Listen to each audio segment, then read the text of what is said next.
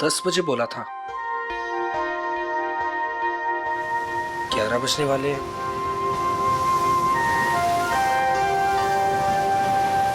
पता नहीं आएगी भी या नहीं। कहीं मजाक तो नहीं कर रही? मजाक मैं नहीं, तुम कर रहे हो। अनु, मैं तुमसे मजाक कर रहा हूँ? अनु, मैं तो तुमसे प्यार करता हूँ। और ये देखो, तुम्हारे मनपसंद फूल भी लेकर आया हूँ। बस, मैं यहाँ इसलिए नहीं आई कि मैं तुमसे प्यार करती हूँ। मैं यहाँ तुम्हें ये बताने आई हूँ कि आज के बाद मुझे परेशान करने की कोशिश भी मत करना। मैं तुम्हारा चेहरा भी नहीं देखना चाहती। अनु, मुझे समझ में नहीं आता कि तुम मुझसे इस तरह बात क्यों करती हो, हमेशा अवॉइड करती हो। आखिर कमी क्या है मुझ में? अनु, मैं तुमसे प्यार करता हूँ, प्लीज। पता है क्या, प्यार में जोर जबरदस्ती नहीं होती। जबरदस्ती?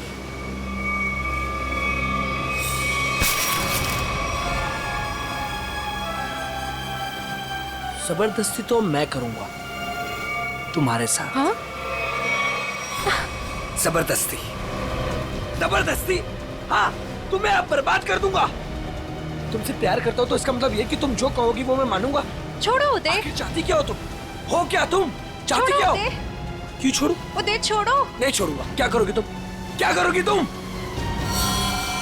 क्या गोली चलाओगी? हाँ। चला गोली, चला गोली। उदय, मैं सच में गोली चला चला दूंगी। गोली, चला। मैं सच कह रही हूँ। हाँ, चला गोली, गोली चला, चला गोली, चला गोली। ओह!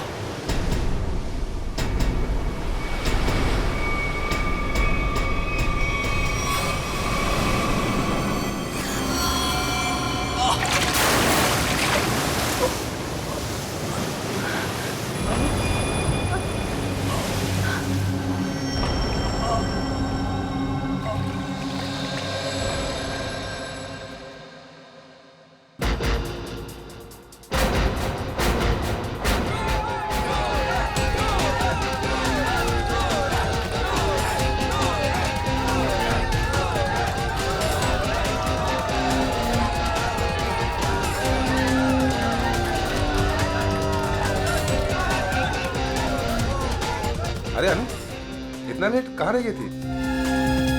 बस ऐसे ही। अच्छा ये देखो, मैं तुम्हारे लिए गोल्ड मेडल लेकर आई हूँ। अरे वाह, मैच शुरू होने से पहले ही इनाम? मेरे लिए तुम हमेशा चैंपियन हो।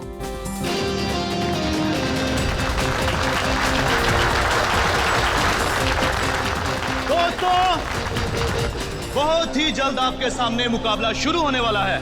मुकाबला के बादशाह रॉकी और सूरज के बीच में।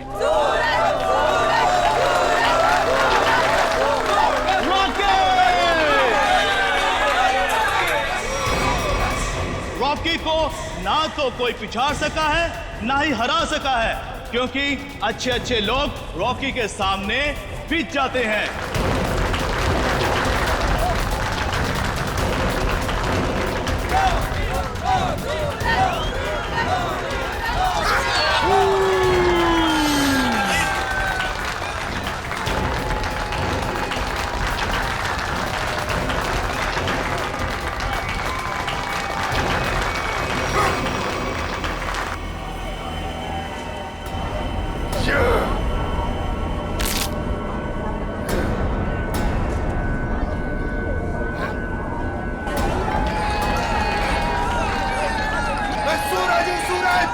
हमेशा चमकता आया और आज भी चमकेगा।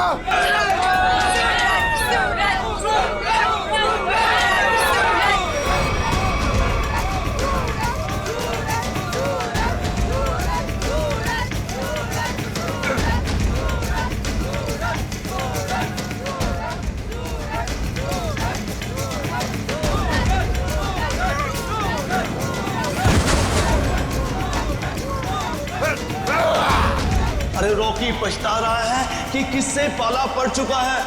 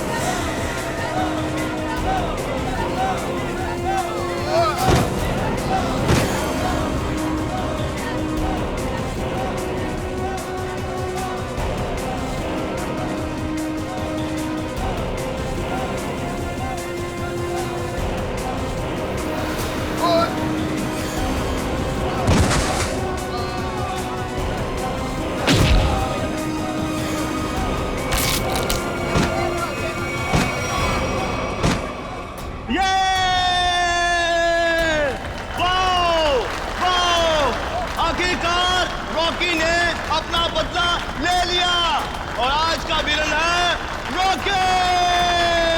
Rocky Rocky Rocky Rocky. Suraj, मैं तुम्हारे बिना एक पल भी नहीं रह सकती। ले चलो मुझे यहाँ से, दम घुटता है मेरा इस घर में।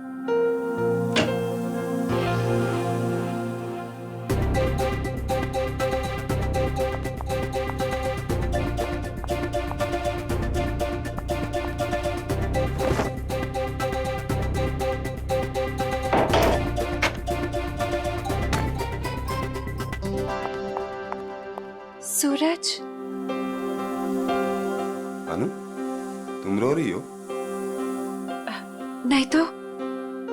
पर सूरज, तुम ये क्या कर रहे हो? दीपक भैया घर पर हैं। अगर उन्होंने देख लिया ना तो गए हम दोनों। क्या करूं?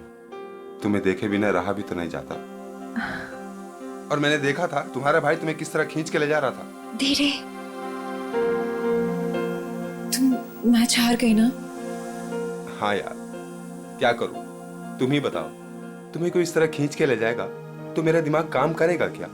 अब तुम्हें देख लिया ना, समझो मैच जीत गए। पर सूरज, मुझे ये समझ नहीं आता कि दीपक भैया को तुम पसंद क्यों नहीं आते। जैसे ही तुम्हें देखते ना गुस्से से पागल हो जाते हैं। अनु, भैया, अनु, सूरज तुम जाओ यहाँ से। अरे आने दो ना, आज ही बात कर लेता हूं मैं उससे। अनु, अनु, अनु। भैया, कब से बुला रहा हूं, सुनाई नहीं देता तुम्हें? सॉरी भैया, वो नींद लग गई थी।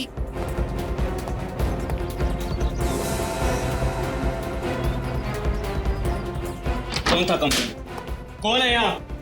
कोई भी नहीं भैया। किससे बात कर रही थी तुम? किसी से भी नहीं।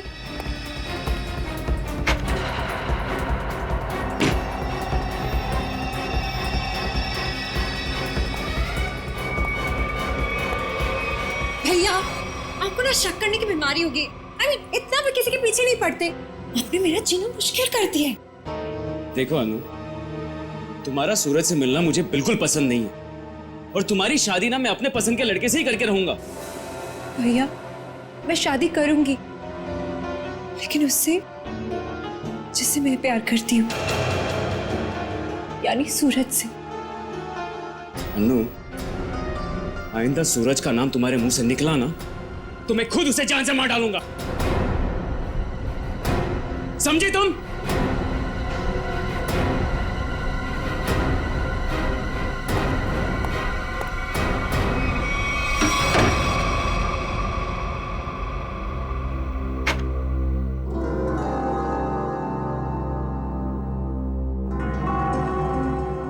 मैं खुद उसे जान से मार डालूंगा। सूरज, तुम्हें मजाक सोच रहे? मुझे तो बहुत डर लग रहा है। भैया कुछ भी कर सकते हैं। जो डर गया समझो वो मर गया। अच्छा मैं चलता हूं।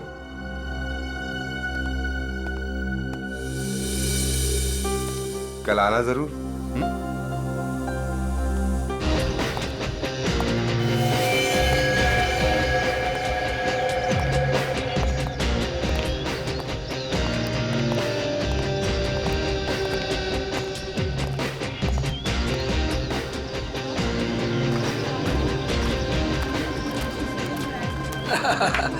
ऑल वेल, और सब बढ़िया?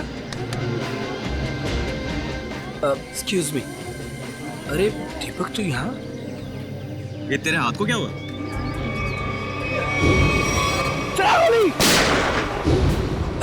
अरे दीपक, बस वो एक छोटा सा ना एक्सीडेंट हुआ था, अब ठीक है। लेकिन तू एक बात बता, तू सूरज की पार्टी में क्या कर रहा है? और अनु वो नहीं आई? अरे यार, अनु घर से गायब है, इसलिए तो यहाँ आया हूँ। क्या? अनु गायब है? और तुझे ऐसा लगता है कि उसे सूरज ने गायब किया है? यार और कौन हो सकता है? प्यार का भूत जो सवार है दोनों पे। आज मैं अपना काम करके ही रहूंगा। यार मैं उसकी शादी तुझसे करवाना चाहता हूँ। दीपक मेरे भाई, देख तू कोई भी ऐसा वैसा काम मत करना जिससे आगे जाकर तुझे प्रॉब्लम हो। Suraj. Thank you, thank you, thank you, happy birthday. Thank you, happy birthday. Thank you, thank you. चले सर केक काटें। नहीं, अभी कोई खास आने वाला है। खास दोस्तों, आज की ये पार्टी सिर्फ मेरे लिए ही नहीं बल्कि आप सभी के लिए यादगार होने वाली है, क्योंकि अब वो यहाँ आ चुका है। वो सिर्फ मेरा ही नहीं बल्कि पूरे देश का चहेता है। तो लीजिए, अब मैं आपको मिलवाता हूँ इस देश की शान, इस देश का गर्व, महान कुश्तीबाज और मेरा जिगरी फ्रेंड महाबली शेरा।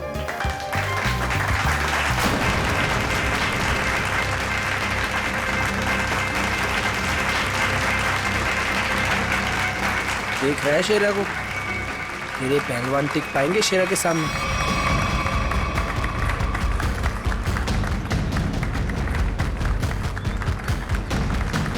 क्या करना सर? थोड़ा इंतजार करो। अब हाथ से नहीं, कोई दूसरा रास्ता इस्तेमाल करना पड़ेगा।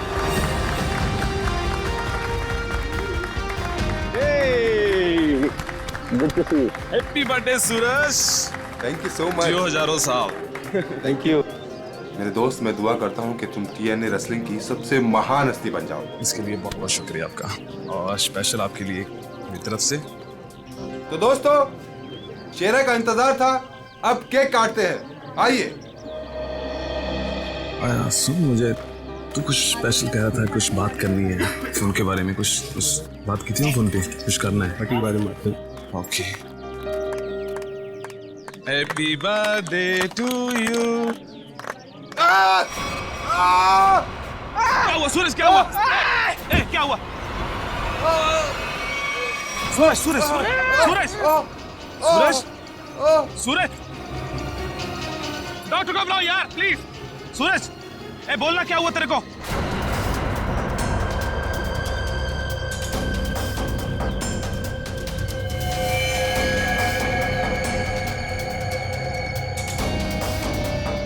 दीपक, ये क्या किया तूने? इससे पहले की बात और बिगड़ जाए, निकल लेते हैं यहाँ से।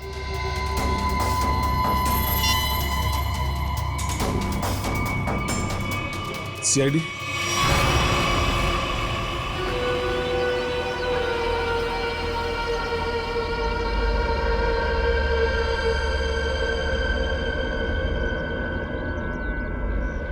इसकी नाक में कुछ खून जैसा दिखाई दे रहा है, चेक करना पड़ेगा।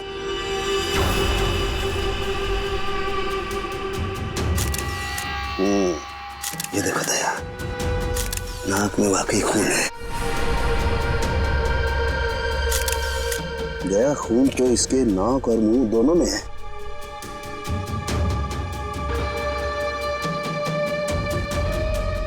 इसके गले पे भी ये चोट लगी है। तो हाँ, लेकिन चोट ज्यादा पुरानी नहीं है। एक मिनट। You're right, Sachin. ये निशान देख करके लगता है इसे 10-12 घंटे पहले ये चोट लगी है। सर, इन लोगों से पूछ लेते हैं। बिल्कुल, चलो।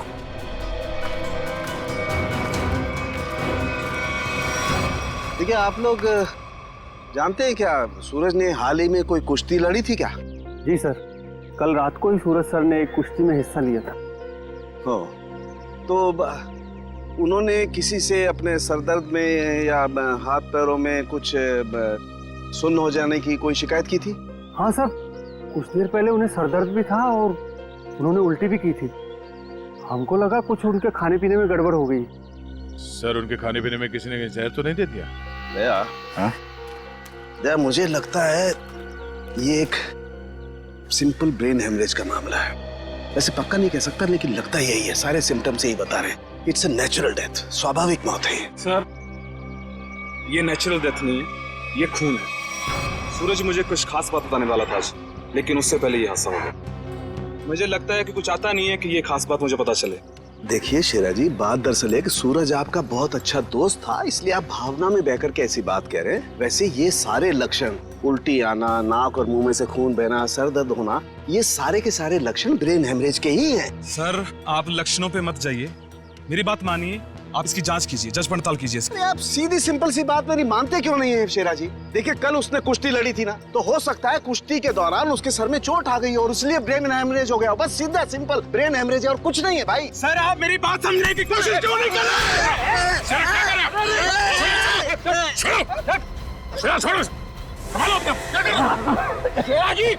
ये आपने अच्छा नहीं किया।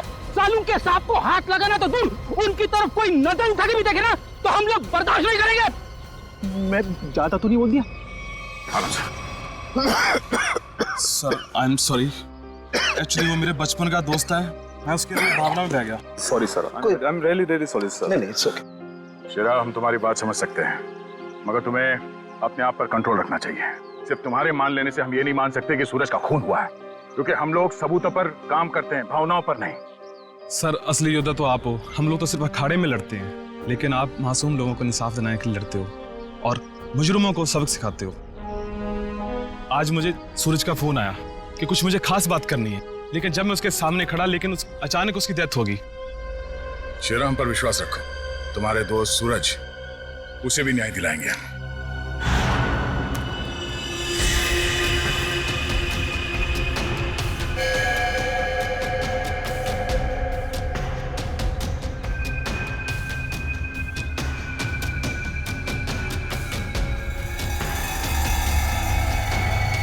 ओ, गया? ये देखो, इसका हाथ जला हुआ है। ये तो इलेक्ट्रिक्यूशन से मारा गया, बिजली के झटके से। मगर सर अभी तो आपने कहा था कि इसे ब्रेन हेमरेज हुआ। हाँ पंकज, लेकिन ब्रेन हेमरेज बिजली के झटके की वजह से हुआ है। लेकिन सर यहाँ पे आसपास तो ऐसी कोई चीज दिखाई नहीं दे रही जिससे इसे करंट लगा हो। सचिन, डॉक्टर साहब कह रहे हैं कि सूरज की मौत इलेक्ट्रिक करंट से हुई है, तो इलेक्ट्रिक करंट से ही हुई होगी। कि सूरज केक काटते वक्त अचानक चीख के गिर पड़ा। सकता है इस केक में कुछ हो। पंकज, वो देखो वहां क्या गिरा हुआ, उठा।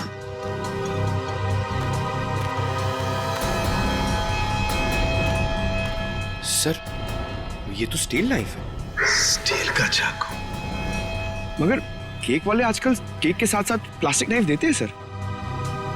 इलेक्ट्रिक करंट का असर इस पे और अच्छी तरह से हो, शायद इसीलिए जानबूझकर स्टील का चाकू रखा गया था। एग्जैक्टली। केक को चेक करते हैं।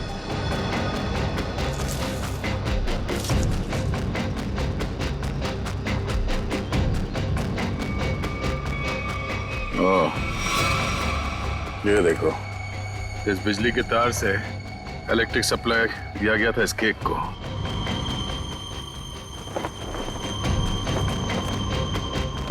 हाँ सर, ये तार लगा हुआ है, ये देखिए, बड़ी सफाई से घास में दबाता हुआ लेके आया ये तार।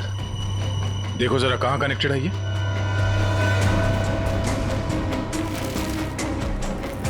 अरे वाह, काफी मेहनत की है इसने। जरा पकड़ने से।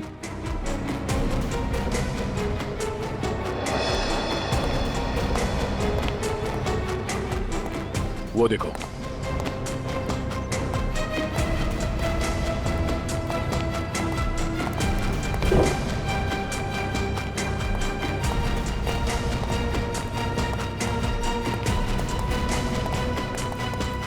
ये वायर यहाँ इस कमरे के अंदर जाता है। पंकज, एक काम करो, मैनेजर और वेटर सबको यहाँ बुलाओ जिन्होंने वो केक का टेबल सजाया था। जल्दी।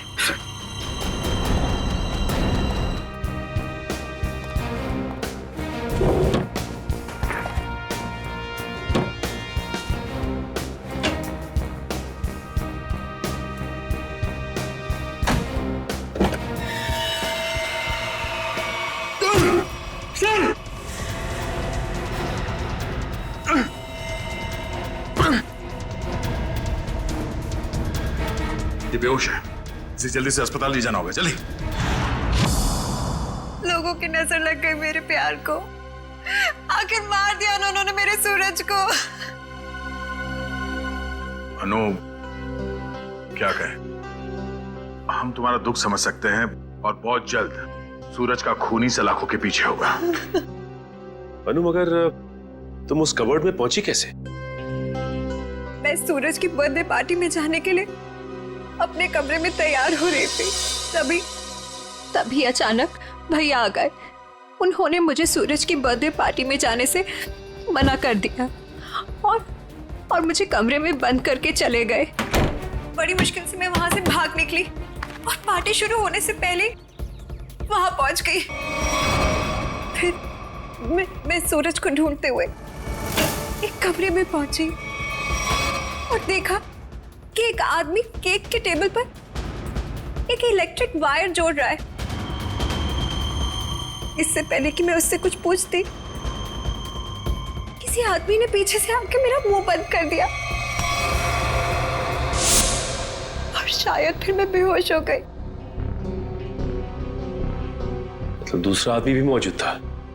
सर, वो 2 लोग अनु को भी मार सकते थे, लेकिन उन लोगों ने ऐसा कुछ नहीं किया। हो सकता है वो दूसरा आदमी दीपक हो, अनु का भाई। हाँ सर, एक भाई अपनी बहन को कैसे मार सकता है? इसीलिए उसने अनु को बेहोश किया और कबर्ड में बंद कर दिया। क्यों अनु? सूरज के खून में तुम्हारे भाई दीपक का हाथ हो सकता है ना?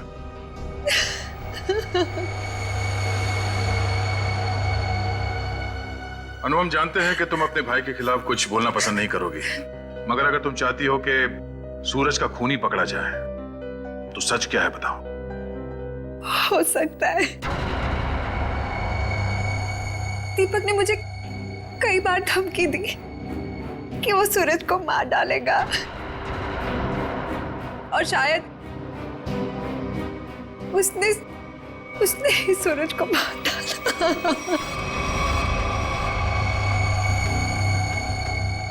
अनु, दीपक का नंबर दीजिए। 11 666 010। 010।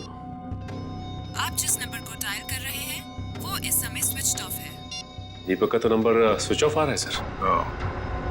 तो सूरज का खून करने के बाद वो कहीं छुप गया होगा। अनु, कोई अंदाजा है कि तुम्हारा भाई दीपक कहाँ हो सकता है? शहर में हमारे कई सारे रिश्तेदार हैं, शायद उनके घर पे। दीपक को ढूंढना होगा और उस आदमी को भी जिसने केक में तार लगाया, इलेक्ट्रिक तार, जिसकी वजह से सूरज की मौत हो गई। ये आदमी यही काम करता है ना? हाँ साहब, ये तो भीकू है। क्या है भीकू? भीकू तो अंदर है साहब। अंदर है भीकू? लेकिन क्या बात है साहब? पास मत आना साहब, पास मत आना साहब, सच्ची बोल रहा हूं साहब, करंट लगा दूंगा साहब।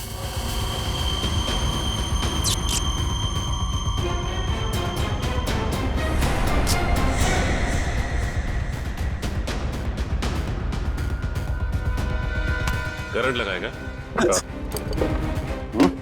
हमें करंट लगाएगा? तुझे हम करंट लगाते हैं। ये अनु ने जो रिश्तेदारों के पते दिए थे उनमें से 2 जगहों पर तो दीपक मिला नहीं। लगता है वो यहाँ पर छुप कर बैठा है, जरूर यहाँ पर। तो मर गया, अब अनु को ना मजबूर होकर उदय से शादी करनी पड़ेगी। मगर अनु है कहाँ? अगर मैंने उसे फोन किया तो मैं भी पकड़ा जाऊंगा। दीपक? क्यों? सीआईडी? रुक जाओ दीपक! मैंने कुछ नहीं किया। अरे छोड़ो मुझे। कुछ नहीं किया तो भाग क्यों आया? जाने दो। सर, क्यों मारा सूरज को? सर, मैंने कुछ नहीं किया सर। क्यों मारा सूरज को? सर, मैंने कुछ नहीं किया सर। मैंने सूरज को नहीं मारा सर। कुछ नहीं किया तो घर छोड़ के यहाँ छुप करके बैठा था? हाँ? सर, मैं डर गया था सर कि कहीं सूरज के खून का इल्जाम मुझ पर ना लग जाए। सर, ये भीकू है। इसी ने केक में बिजली का तार लगाकर सूरज की जान ली सर। अच्छा, तो तुमने मारा सूरज को? बताओ क्यों मारा तुमने? सर, ये आदमी है जिसने मुझे पैसे दिए थे। पैसे? हाँ पैसे, वो पैसे जिस पैकेट में रख के तुमने दिए थे ना पैसे, वो। क्या? हाँ सर, सर मैंने पैकेट दिया था सर इसे, लेकिन उसमें पैसे थे ये मुझे नहीं मालूम। सर उदय ने दिया था मुझे वो पैकेट देने के लिए। कौन है ये उदय? सर उदय मेरा दोस्त है सर, एनआरआई है। 6 महीने पहले यहाँ आया था और मैं अपनी बहन अन्नू की शादी उससे करवाना चाहता था। सर,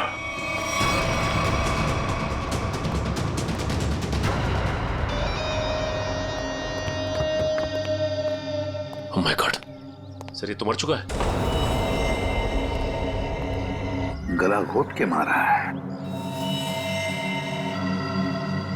सर इसका हाथ भी टूटा हुआ है। सब कुछ इसी ने किया और इसे भी किसी ने मार दिया सर। सचिन, ऐसे हट्टे कट्टे आदमी का गला दबा कर मारना कोई आसान काम नहीं है। किसी ताकतवर आदमी का ही काम है ये।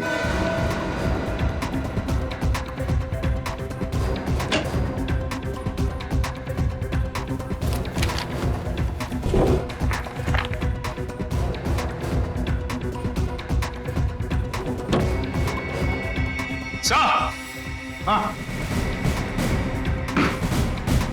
हाँ सचिन, क्या है?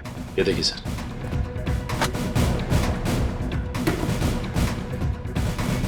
इतने सारे पासपोर्ट्स और ये गन्स भी। तो हमारा शक सही था, ये उदय किसी गलत काम में ही लगा हुआ था।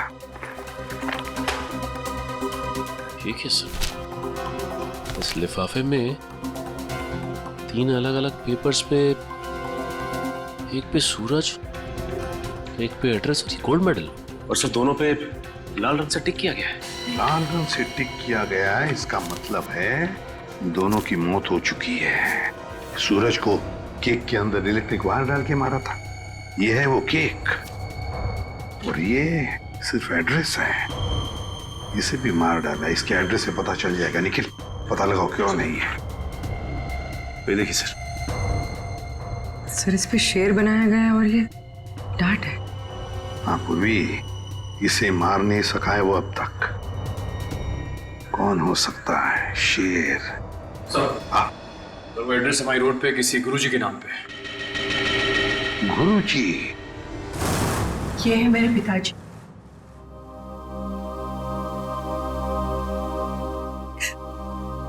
इनका रेसलिंग स्कूल था।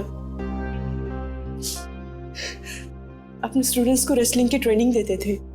सूरज और महाबली शेरा उन्हीं के स्टूडेंट्स थे। ओह, शेर मतलब शेरा। तुम्हारे पिताजी कब गुजर गए? 3 महीने पहले। किसी ने उन्हें ऐसी दवा दी थी जिससे उन्हें हार्ट अटैक आ गया। इसे अंदर ले जाओ। सचिन, इसका मतलब है गुरुजी और सूरज, इन दोनों को उदय ने मारा है, जो एक कॉन्ट्रैक्ट किलर था और अब मर चुका है। अब जो भी ये करवा रहा था वो शेरा को मारने की कोशिश करेगा, मगर हम वो होने नहीं देंगे।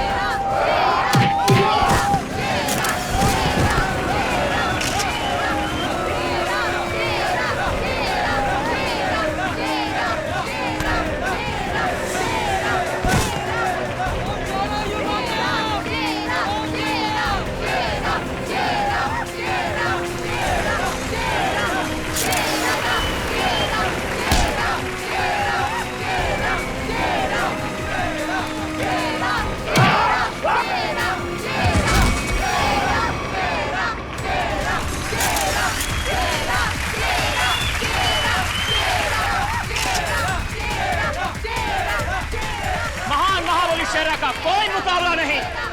क्या पूरे शहर में ऐसा कोई नहीं जो इस महाबली से दो हाथ कर सके?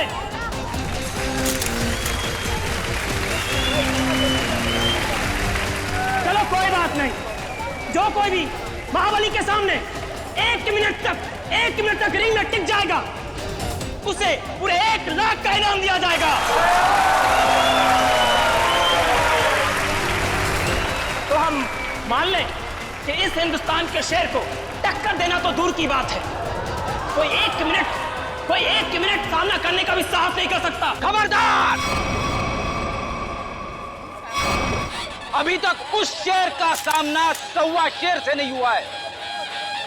200 गांव में लगातार जीत दर्ज करने वाले धुरंधर कुश्तीबाज के सामने क्या ये शेर टिक पाएगा? चलो शाबाश मेरे 1.25 शेर, दिखा दे अपने भारी भरकम भुजाओं का कमाल। पछाड़ दे ऐसे जैसे कोई पानी में से धोती पछाड़ता है, उड़ा दे ऐसे जैसे कोई एक फूंक से तितली उड़ाता है। चलो शाबाश, दिखा दो यार। घबराना मत, पहला दांव है सामने वाले की आंखों में आंखें डालकर घूरते रहना, और वो जैसे ही हमला करे दाएं बाएं आगे पीछे से गायब हो जाना। इसी में 15 सेकंड कम होगा। दूसरा दांव है 30 सेकंड तक रिंग के चक्कर लगाते रहना। 45 सेकंड चले जाएंगे।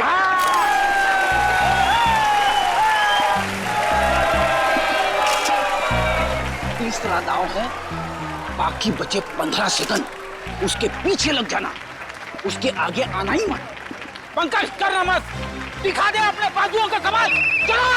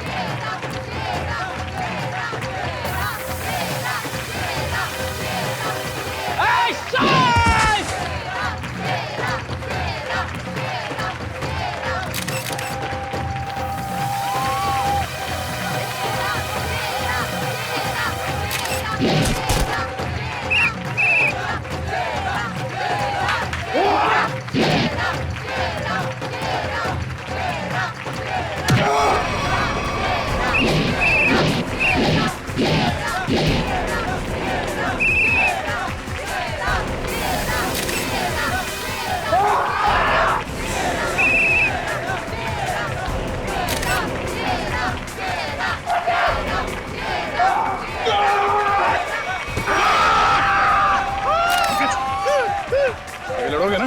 अच्छा लड़ना तो पड़ेगा, मगर हड्डियां कच्चे गली कर रही है। चलो कमान Pankaj.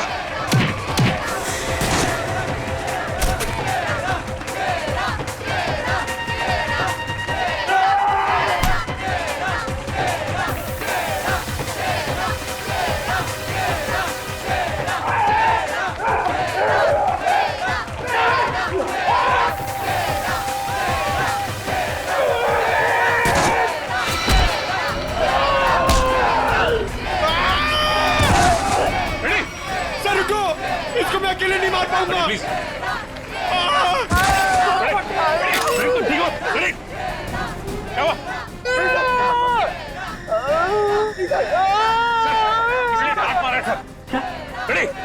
Oh my God!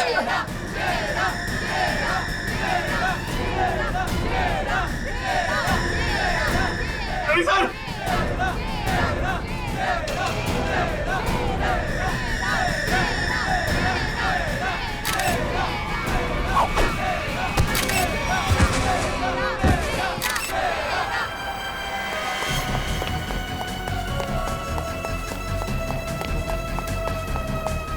Pankaj, तुम फ्रेडी और शेरा के पास रहो। चलो सचिन इसे घेर लो, भागना नहीं चाहिए।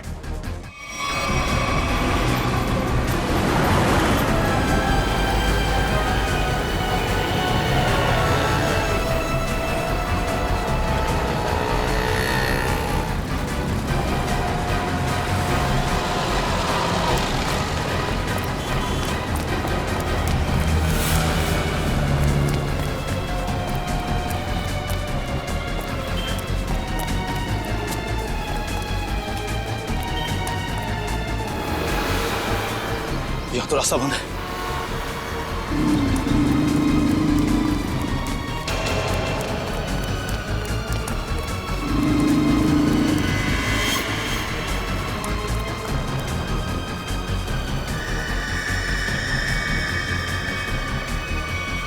रुक जाओ, मैं कहता हूं आगे मत बढ़ना। देखो, एक बार सीआईडी जिसके पीछे पड़ जाती है ना, कि भागने के सारे रास्ते खत्म हो जाते हैं। विकी रास्ते ढूंढता नहीं, विकी रास्ते बना लेता है।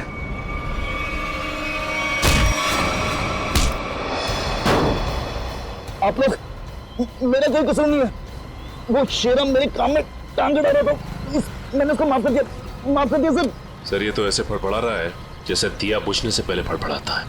विकी, लोग दूसरों के मौत का मातम मनाते हैं, तू अपनी बची हुई जिंदगी का मातम मनाएगा।